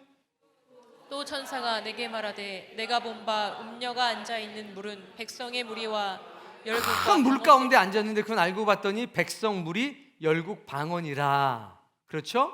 16절. 내가 본 바 이 열불과 짐승은 음녀를 미워하여 망하게 하고 벌거벗게 하고 그의 살을 먹고 불로 아주 사르리라. 사탄이 하는 짓거리가 다 이래요. 결국 어떻게 돼요? 이 음녀는 요 친구들에 의해서 죽는 겁니다. 망하고 벌거벗고 그 살을 먹고 불로 아주 살라요. 여자는 음녀는 죽고 그 자리를 누가 대신해요? 짐승들이 대신하는 거예요. 그게 17장의 내용이에요. 이해되셨죠? 18장은 이거를 이제 디테일하게 설명하는 겁니다. 뭐를? 요게 어떻게 되는 건지, 이 음녀의 멸망이 어떻게 되는 건지. 18장. 이 일 후에 다른 천사가 하늘에서 내려오는 것을 보니 큰 권세를 가졌는데 이게 사경회니까 다 읽는 거예요. 사경회가 읽는다는 뜻이거든요. 읽으면서 공부하는 거예요. 제가 혼자 쫙쫙쫙 하면 훨씬 빨리 끝나겠죠. 그러나 사경회니까 어떻게 하고 있어요? 읽어요. 직접 여러분의 눈으로 읽는 거예요. 이게 사실은 낮에서부터 해서 하루 종일 해야 되는데 낮에 하고 밥 먹고 와서 또 하고 평양에서처럼 또 전도하고 또 저녁에 모여서 하고 언젠간 그럴 날도 오겠죠. 그의 영광으로 땅이 환해집니다. 2절 말씀. 힘찬 음성으로 외쳐 이르되 무너졌도다 무너졌도다 큰 성 바벨론이여. 큰 성 바벨론이 무너졌다. 귀신에 쳐서 각종 더러운 영이 모이는 각종 더럽고 가증한 새들이 모이는 곳. 바벨론이 그렇게 됐다는 거예요. 3절. 그 음행의 진노의 포도주로 말미암아 만국이 무너졌으며. 자, 음행의 포도주를 먹었죠. 땅의 임금들이 음행했죠. 상인들도 돈 많이 벌었죠. 자, 근데 뭐라고 그래요? 음행의 포도주는 진노의 포도주래요. 먹을 때 너무 좋았는데 그게 변해서 뭐가 되냐? 하나님의 진노가 된 겁니다. 우리가 배운 걸로 치면 뭘 마신 겁니까? 7 재앙이 담긴 7 대접을 마신 것과 똑같은 거예요. 결과적으로 음행의 포도주를 마시고 너무 신났는데 그 결과 그 음행의 포도주가 진노의 재앙의 대접을 자기 머리 위에 쏟게 만든 거죠. 하나님의 진노, 하나님의 재앙은 누구에게 쏟아지느냐? 음행의 포도주를 마신 사람들에게 쏟아집니다. 우린 결코 그것을 마셔서는 안 돼요. 어떤 불이익이 있어도 안 돼요. 차라리 사로잡혀 가거나 차라리 죽거나를 택하셔야 돼요. 안 그러면 하나님의 진노, 하나님의 재앙을 우리의 머리에 받게 되는 겁니다. 4절. 또 내가 들으니 하늘로부터 다른 음성이 나서 이르되 내 백성아 거기서 나와 그의 죄에 참여하지 말고 그가 받을 재앙들을 받지 말라. 하나님의 백성을 부르는 거죠. 애굽에 살고 있던 하나님의 백성을 부르셨죠. 그게 이 시대에도 재현된다는 겁니다. 출애굽을 잘 알아야 돼요. 그러니까 성경은 하나만 갖고 해석이 되는 게 아니에요. 요한계시록은 구약을 잘 알아야 돼요. 그리고 당연히 신약도 잘 알아야 되는 거죠. 출애굽의 역사를 모르면 이거 잘 몰라요. 그래서 하나님 뭘 쏟으셨어요? 그때 10가지 재앙. 근데 마지막 날에는 몇 가지 재앙? 7가지 재앙을 쏟는 거예요. 5절. 그의 죄는 하늘에 사무쳤으며 6절. 그가 준 대로 그에게 주고 그의 행위대로 갑절을 갚아주고 그대로 주고 하나 더 줄게. 아유 속이 그냥 시원하다. 그가 섞은 잔에도 갑절이나 섞어서 준다. 아주 이렇게 빨리 됐으면 좋겠어요. 속이 그냥 시원하네. 말씀만 들어도. 7절. 그가 얼마나 자기를 영화롭게 하였으며 사치하였든지 그만큼 고통과 애통함으로 갚아주라. 나는 여왕이요 과부가 아니라 결코 애통함을 당하지 아니할 거다라고 큰 소리 쳤는데 당해요. 8절. 그러므로 하루 동안에 몇 년 만에? 하루 동안에 이 재앙들이. 스가랴 서에는 뭐라고 그랬습니까? 한 돌에 7 영이 있는데 7 눈이 있는데 그것을 가지고 하루 동안 온 세상의 죄악을 제하신다고 그랬죠? 그거예요. 우리의 모든 죄악도 하루면 제해 주십니다. 심판의 역사도 하루면 그들에게 임합니다. 그러니 우리는 너무 감사한 겁니다. 하루 만에 우리의 모든 죄와 악이 제하여지고, 누구는 그 죄와 악 때문에 재앙을 만나서 사망과 애통, 흉년, 불사르는 역사를 당한다는 거예요. 이게 42달이 지난 어떤 때 갑자기 며칠 사이에, 하루 사이에 일어난다는 겁니다. 그를 심판하시는 주 하나님은 강하신 자다, 이렇게 예정되어 있는 거죠. 9절, 그와 함께 음행하고 사치하던 땅의 왕들이 그가 불타는 연기를 보고 위하여 울고 가슴을 치며. 왜 울고 가슴을 쳐요? 손해 본 거예요. 불이익이 이제 미치게 된 겁니다. 불이익을 보고는 참았었는데 이제 자기가 당할 불이익을 생각하니까 나 이제 어떡하지, 이렇게 된 거예요. 10절, 그의 고통을 무서워하여 멀리 서서 이르되 화 있도다. 화, 큰 성, 견고한 성 바벨론이 한 시간에 내 내 심판. 심판이 몇 시간에? 하루 사이에라고 했는데 여기는 뭐라고 그래요? 하루도 기네, 한 시간이네. 멸망의 순간을 목도하는 것은 한 시간이면 충분해요. 11절, 땅의 상인들이 그를 위하여 울고 애통하는 것은 다시 그들의 상품을 누가 사는 자가 울어요? 상인들이 뭐 하는 사람이에요? 경제 활동하는 사람. 대통령은요, 몇 년 만에 한번 뽑죠, 우리나라. 국회의원은요, 다른 나라들은요, 모르겠어요. 자, 그런데 상인, 돈 많은 사람들은요,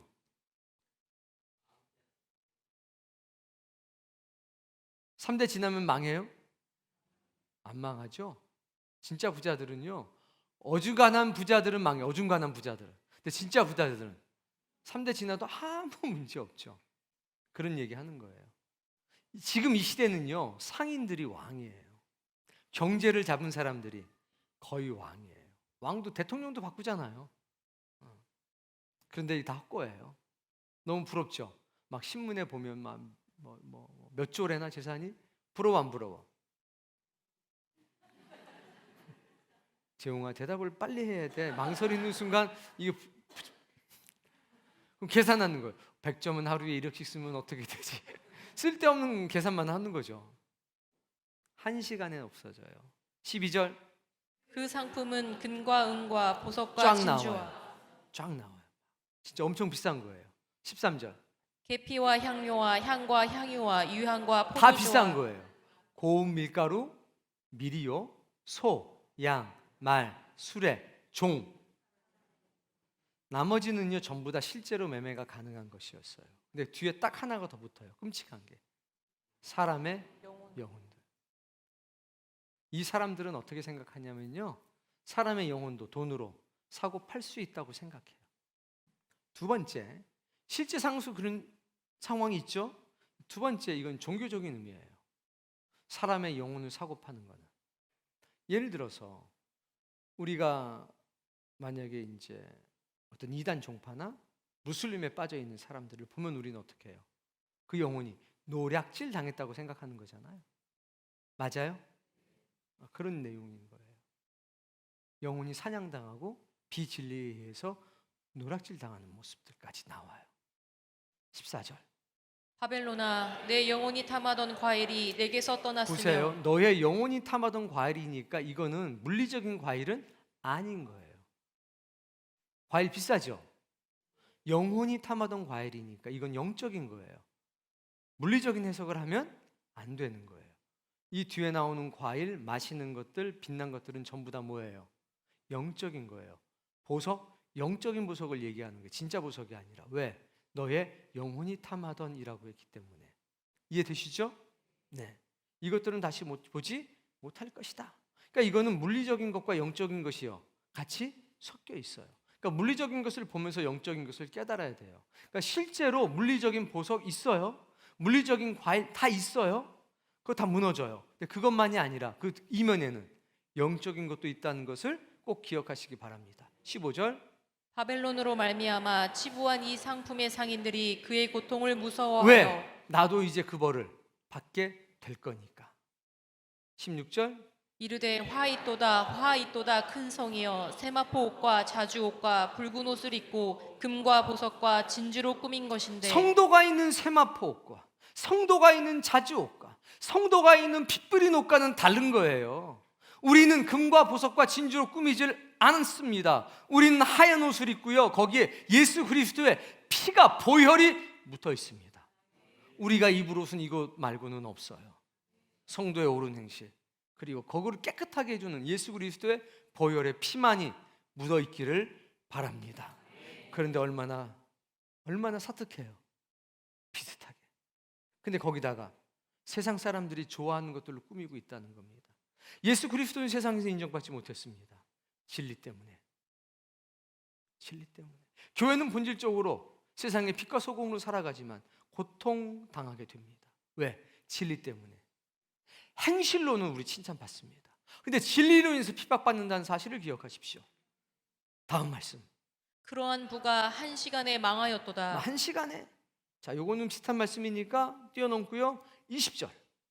하늘과 성도들과 사도들과 선지자들아 그로 말미암아 즐거워하라. 하늘이여 기뻐하라 즐거워하라. 성도들이여 기뻐하고 즐거워하라. 사도들아 선지자들아 기뻐하고 즐거워하라. 하나님이 너희를 위하여 그에게 심판을 행하셨다 하면 우리는 뭐가 생각나야 되냐면 요한계시록 6장이 생각이 나야 돼요. 우리의 피를 갚아주시기를 어느 때까지 하겠습니까? 라고 하는 말씀이 이때 이루어지는 거죠. 7 대접이 쏟아지고 난 다음에 이루어지는 겁니다. 잠깐 동안만 기다려라 했던 그 말씀이 이루어지는 거죠. 만약에 우리가 여기에 해당하는 성도들이라면 이 말씀을 듣고 기뻐하고 즐거워할 겁니다. 그런데 이렇게 살지 못했으면요, 무섭다 그래요. 누가 무서워했어요? 이 앞에 음란에 참여했던 사람들. 이런 말씀 듣고 기쁘고 즐겁기를 바랍니다. 전 너무 신나요. 21절. 이에 한 힘센 천사가 큰 맷돌 같은 돌을 맷돌을, 들어 큰 맷돌을 바다에 던져요. 그럼 다시 떠요, 안 떠요? 안 뜨지요. 바벨론이 이처럼 이 맷돌처럼 될 거라 이거예요. 다시는 회복 안 된다. 22절. 또 검은 곳 하는 자와 풍류하는 자와 퉁소 부는 이제 자와 좋은 날 다시 안 온다. 23절. 등불빛이 결코 다시 내 안에서 어두움의 비치지 상황 아니- 속에서 고통을 받을 것이다. 24절. 선지자들과 성도들과 및 땅 위에서 죽임을 당한 모든 자의 피가 그 성 중에서 발견되었느니라. 순교자들의 희생이 너희들의 삶 가운데 다 드러나게 될 것이다. 얼마나 속 시원해요. 이렇게 끝장이 납니다. 그런데 아직 짐승이 안 죽었어요. 새파랗게 두 눈 뜨고 살아 있어요. 19장. 잠깐만요. 19장 갔나? 아, 갔구나. 자, 19장 11절. 또 내가 하늘이 열린 것을 보니 보라 백마와 그것을 탄 자가 있으니 그 이름은 충신과 진실이라. 첫 번째 인을 뗄 때 등장했던 백마 탄자가 여기 등장하는 거예요. 아, 너무 멋지죠. 얼마나 반가운지. 그 이름은 충신과 진실이라. 어디에 나왔어요, 이 모습이? 아멘이시오. 충성되고 진실한 증인, 참된 증인. 라우디게 교회 예수님의 모습, 창조의 근본이시니. 아, 이거 딱 나오면 뭐로 생각해야 돼요? 예수 그리스도의 모습. 그게 1장부터 시작된 거잖아요. 1장에 나왔던 게 3장에 나오고 지금 또 나오는 거예요. 1장은 잘 알아야 돼요. 7 교회를 잘 알아야 되는 거예요. 아, 12절.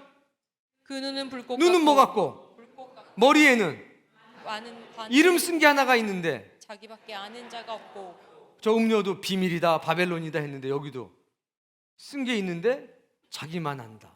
근데 왜 놨지? 자기만 아는데. 13절. 또 그가 피 뿌린 옷을 입었는데 그 이름은 하나님의 말씀이라 칭하더라. 피 뿌린 옷을 입었는데 그 피 뿌린 옷의 이름은 하나님의 말씀이라. 말씀대로 살아가는 자. 그래서 하나님의 말씀에는 뭐가 흐르냐? 보혈이 흐르는 겁니다. 그래서 하나님 말씀들은 감동되는 거고 예수 그리스도에 대한 감사, 십자가의 사역이 생각나는 겁니다. 여러분의 삶에 예수 그리스도가 주인 되길 바랍니다. 살아있는 말씀이 역사하길 바랍니다. 십자가의 보혈이 지금도 흐르기를 바랍니다. 14절. 하늘에 있는 군대들이 희고 깨끗한 세마포 옷을 입고 백마를 타고 그를 따르더라. 우리도 이 군대가 됐으면 좋겠어요.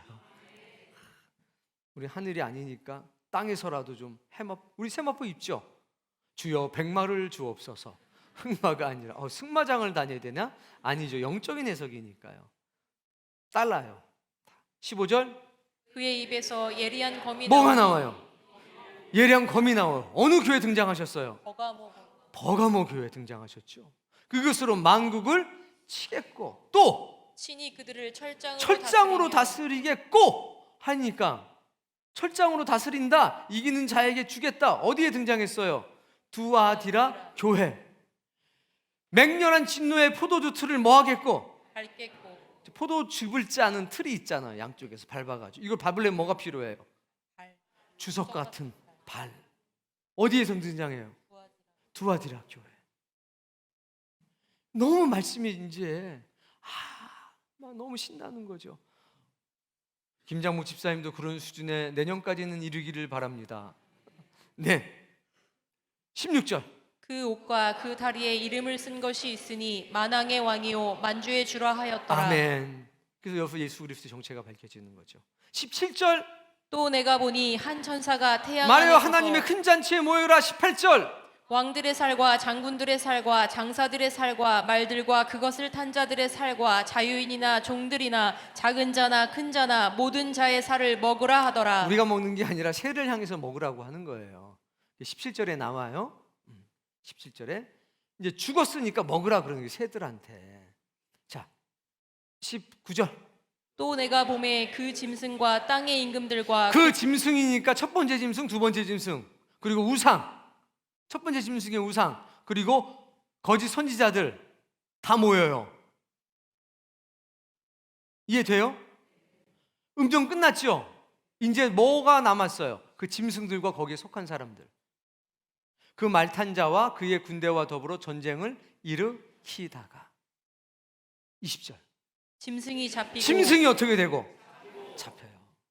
그 앞에서 표정을 행하던 거짓 선지자도 함께 잡혔다 하니까 짐승의 우상이라고 생각하면 되겠죠? 같이 잡혔어요. 거짓 선지자들도. 이는 짐승의 표를 받고 그의 우상에게 경배하던 자들을 표적으로 짐승의 멸을 받고 표를 받고 편리한 세상을 꿈꾸며 즐겁게 살았던 사람들, 우상에게 경배하던 사람들, 표적으로 미혹하던 사람들, 이 둘이 산채로 유황불 붙는 못에 던져진다. 이게 둘째 사망이잖아요. 이 땅에서는 편리하게 살았어요. 막 잡혀가고 끌려갈 때 나는 뭐 적당히 신앙생활 해야지, 머리를 꼭 이렇게 하더라고. 어디로 가요? 짐승도, 그 무서운 짐승도 끌려가고 42달 끝나면 그냥 끌려가는 거예요. 거기 불붙어 살던 거짓 선지자도 끌려가는 거예요. 편리를 위해서 이 표 받았던 사람들 어떻게 돼요? 끌려가요. 어디로? 어떻게? 산채로. 무슨 얘기냐? 죽었던 놈은 다시 살려서 집어넣는 거예요. 계시록 20장에 나오잖아요. 모습이. 죽으면 끝인 줄 알았지 다시 살려서 글로 집어넣는다. 우리는 죽어도 다시 살려서 어디로 가고? 천국으로 가고, 거기는 죽어도 다시 살려가지고 유황불로 넣어요. 이게 두 번째 사망이라는 거예요. 21절. 그 나머지는 말탄 자의 입으로부터 나오는 검의 죽음에 나머지는 그 이제 우두머리가 쫄개들은 예수님의 입에서 나가는 뭐로? 검으로 그냥 모든 새가 먹을 거다. 이렇게 된 거예요. 이렇게 짐승이 거기에 속한 모든 음료, 거짓 선지자들, 매매 표를 바꾸서 희희낙낙거렸던 사람이 싹 정리가 됩니다. 14장에는 이 과정이 너무 멋지게 설명되어 있어요. 다음에 할게요. 45분까지 끝내라고 메시지 떴어요. 조금 더 하는 것도 좋겠지만 기도했으면 좋겠습니다. 이 말씀이 여러분에게 들어가서 뜨거운 불이 되고 회개하는 역사가 나타나고 주님께로 돌아가는 역사가 나타났으면 좋겠어요. 근데 참 14장은 꼭 봐야 되는데 이 감격을 잘 키우고 있다가 언젠가 14장을 보기를 원해요. 14장에는요 13장 두 짐승 나온 다음에 바로 나오잖아요. 너무 무서워 떨까 봐 19장까지 못 기다리니까 14장에서 이 얘기를 다 하셔요. 걱정하지 말어, 얘들 이렇게 될 거예요. 거기에 간략하게 성질 급하잖아요. 한국 사람 특별히. 그래서 14장에 미리 말씀을 하셔요. 이게 자세하게는 안 나오지만 개략적으로 딱 얘기해요. 뭐라고 말씀하시냐면 짐승의 표 받고 그랬던 친구들 다 멸망할 줄 알아. 영원한 벌 받을 줄 알아. 짐승 다 때려잡을 거야. 이 14장에 미리 나와요. 하나님이 내가 볼 때는 이 한국 사람 성격하고 좀 비슷하셔요. 일단 뭐부터? 결론부터. 막 우리 결론이 너무 궁금하잖아요. 책 샀다. 뭐부터 봐요? 결론 어떻게 됐지? 하나님도 그거 너무 잘하셔서 결론부터 이렇게 항상 딱 해줘. 너무 감사하고 고마운 거예요. 14장에 딱 그 모습을 해놔가지고 처음 들은 이 말씀일 수도 있겠지만 선명하게 기억되기를 바랍니다. 또 기회가 된다면 뭐 4년마다 5년마다가 아니라 조금 더 땡겨서 시간을 가지면 더 좋겠다 싶기도 하네요. 우리가 봐야 될 말씀들이 많기 때문에 함께 기도하면서 여기 적혔던 모든 말씀들 두려움이 없이 우리에게 이루어지기를 바라고, 이 말씀이 여러분들에게 불이 되고 생명의 양식이 되고 감춰놓았던 만나가 되고 십자가 보혈의 능력이 되는 역사가 있기를 바랍니다.